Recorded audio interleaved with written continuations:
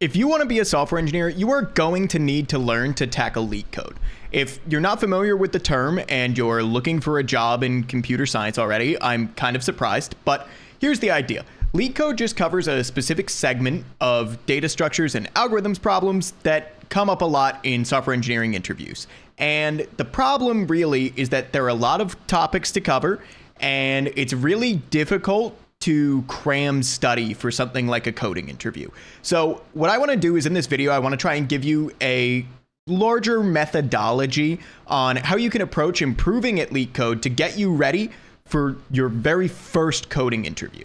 I want to preface this by saying that I am far from a LeetCode expert, but I think that kind of makes me a good person to give you this routine because I've used this type of strategy recently to become the best at LeetCode that I've ever been, and I used it to get hired at a FAANG company. So that's pretty much the hardest bar to pass when it comes to LeetCode. I do think I got a little bit lucky. I will be transparent, but you can get lucky too. All right, let's start out by talking a little bit about timeline. My primary goal is to give you something that's along the lines of, hey, I have some time. I'm expecting to be interviewing in the next 3 to 6 months, and I'm looking to get better at LeetCode. Okay, that's the main chunk of this video. I'm going to leave a marker closer to the end of the video to talk about if you are crash coursing and need a strategy to get as much done as quickly as possible to just give yourself a little bit better odds. But overall, nothing can beat preparing long term. Okay, you will never get as good across the span of 2 weeks as you will across the span of 3 to 6 months. Okay, so I would encourage you to start preparing early. All right, with all that out of the way, let's start talking about NeetCode. Yes, N-E-E-T code, okay? If you have not stumbled across his YouTube channel, it's excellent. I'm gonna link it down below. And more importantly, he has a roadmap for getting interview ready that I think is phenomenal. It's what I used, and I feel like it is the best at LeetCode that I've ever been in my life. The NeetCode Roadmap gives you a semi-linear, but with a little bit more flexibility approach to learning different topics that you're going to need to know to be able to ace coding interviews.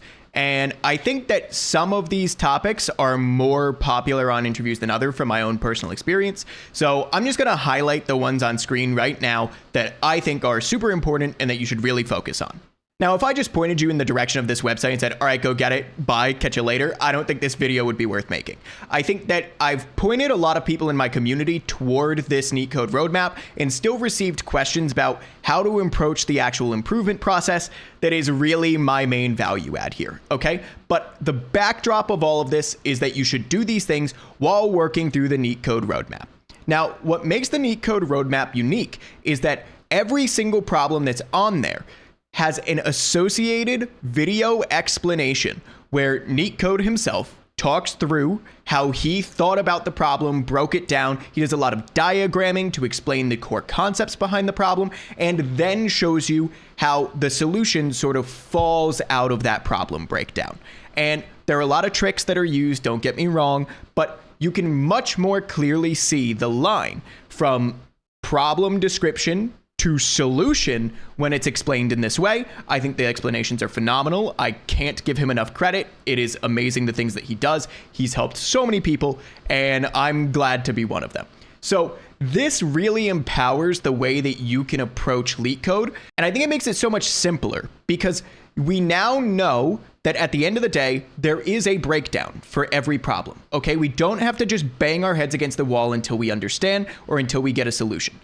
Every single thing here, we can get fully explained as if you were going to college office hours somewhere, okay? And this really fundamentally changes the way that you should approach studying. So, okay, here's my manifesto. I broke this down into around 8 points that we're just gonna loosely go through here. So point number 1, you wanna go through the NeetCode 150 linearly, in the sense that you don't wanna take one problem from this category, one problem from this category, one problem from this category. While I'm sure that you can learn that way, it is much easier to start to recognize the patterns if you do problem after problem after problem in the same category and notice, hey, look, here's all of this stuff that each problem in this category has in common. You might pick out keywords that can let you know that this is the problem space that you're working in. And, oh, maybe this means that it's a backtracking problem. Maybe this means that we're going to be working with graphs, right? And I think that this is extremely important for building the important pattern recognition that's going to help you do this quickly on interviews. So I would do this linearly, but with some caveats. So most of the NeetCode 150 categories have medium problems and hard problems. And the earlier ones also have some LeetCode easies. Now, if I were you, I would prioritize on working through the easy and medium problems and leave the hard problems till later. Okay, and I'm going to get to the methodology behind that shortly. Okay, point 3, because I accidentally grouped 2 of them together. You want to try and work from top to bottom in case that's not clear by the way that the roadmap is laid out. And the lines indicate prerequisites. So point 4 is that you want to make sure that before you start a category, you're feeling comfortable and confident with the prerequisites for that category. So when you're starting at the top, that's simple.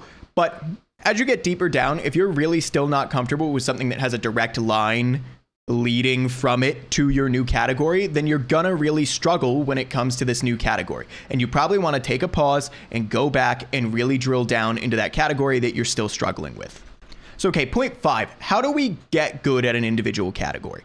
What we want to do is we want to try to spend 20 to 30 minutes on any individual problem in that category. And after that point, basically just give up and watch the video solution, okay? There's no point in you spending 45 minutes, an hour, 2 hours trying to reinvent the wheel. These things are well-established patterns. You don't need to reinvent them. You will much, much, much quicker understand the problems if you work backwards from a solution, essentially. So go through, spend 20 to 30 minutes, see if you can figure it out. And when it's the first time that you're tackling a new problem category, the answer likely will be no. And that's totally fine, super expected. So from that point, watch the video solution, implement the code yourself, and immediately wipe the code, star that problem to go back to it later. How much later kind of depends. It's sort of up to you. I was usually waiting somewhere around 1 to 3 days to revisit a problem. I wouldn't revisit it on the same day. Then you're just kind of practicing your ability to memorize the solution. I think 1 to 3 days is a good amount of time where you probably forgot the exact lines of code, but you probably remember the general approach. And I think that's the important sweet spot that we're trying to build understanding of those general approaches. Okay, point 7, if you have a problem with a category where no matter what, you just cannot get any of these problems. You've watched a video solution for one of the problems, and then you tried the next problem, still didn't get it, tried the next problem, still didn't get it, tried the next problem, still didn't get it. Before you run out of problems that are part of the NeetCode 150, you should take a pause. You should go and try and find some general YouTube video on that topic. Sliding window problem breakdown or something like that, right? That's not problem specific, but more of like a category overview of problems to explain the methodology behind this type of solution. And then go back and re-tackle the problems that you have already struggled with. Now, the main reason that I say this is that your number one ability to gauge your comfort with a category is by attempting a problem you haven't seen before. Otherwise, you have some element of recall, and that doesn't really test to make sure that you're actually comfortable solving new problems in that category. So you don't want to burn through all of the NeetCode 150 and leave yourself no ability to gauge your comfort level if you can help it. So I would leave 1 to 2 mediums, and remember how I said that there was a reason why we were leaving the hard problems? This is the reason why, okay? When you are nearly done and you're feeling really confident with all of the medium problems that are part of the NeetCode 150, that is when I would start to go back and try to apply your knowledge to those hard problems. It is going to be an extra step up. It is going to be really challenging compared to the mediums that you've done in those categories. And that's a good thing because it helps you gauge your confidence. Okay, so that's the main chunk of things. And this is the general approach. Now, the important thing is you don't want to burn yourself out and you don't want to treat this as a sprint. So in the 3 to 6 month timeline, if I were you, I would make a point to solve at least one problem every day from the NeetCode 150, right? Even if it's going back to a problem that you've seen before and struggled with, just to make sure that you keep the juices flowing. And I say that, I know that life happens. You're not actually going to stick to that. Aim for one problem a day, okay? And on the days that you're really feeling it, maybe the problem that you tackled was super easy for you, do 2 or 3. right? Totally fine. The benefit is that you're giving yourself a long amount of time to do this process, because on some days, one problem will take you 15 minutes and you're good. And on other days, the entire process will take you an hour, hour and a half, because you need to watch the video and try to deep dive and understand where you went wrong. And maybe it's difficult for you to conceptualize the solution. So you're really diving through and like figuring out what all the lines of code do, whatever. It might take you a long time. So it's going to vary. It's not going to be the exact same time commitment every day, but one problem a day should largely be doable. And on the days that it goes super fast, just do another problem. Okay. So for those of you that have an interview coming up, maybe you've got 2 weeks to prep, this is the section for you. And I want to be clear that this is not a substitute for giving yourself a lot of time. Okay. Here is what I would personally do. And to be clear, I'm just a guy. However, if it were me, these are the topics, I'm going to highlight them on screen, that I would make sure that you are really comfortable with, because I see them come up very often. And I think that you don't get the luxury of getting to do one problem a day. However, you also cannot just do 5, 7, 10 problems every day and expect to retain the same amount of information.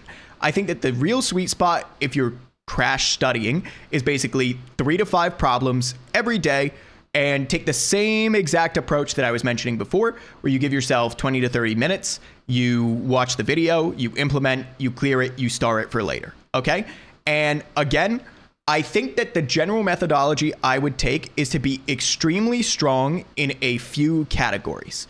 I probably can't like super mathematically back this up, but it feels much better to me to have a 100% chance that if I get a problem in a certain category, I will solve it correctly, and it will be a load off my back, and I will absolutely feel relieved in that interview, versus having to coin flip every question in every interview and be like, I don't know, I think there's like a 50-50 chance that I got that right, because you tried to spread yourself too thin and you didn't really prioritize learning in one category particularly deep, but instead you learned, 20 categories at like 30% efficiency. All right, so to recap, it's always better to give yourself a long amount of time, but generally speaking, the process is the same whether or not you're crash studying or giving yourself 3 to 6 months to prepare.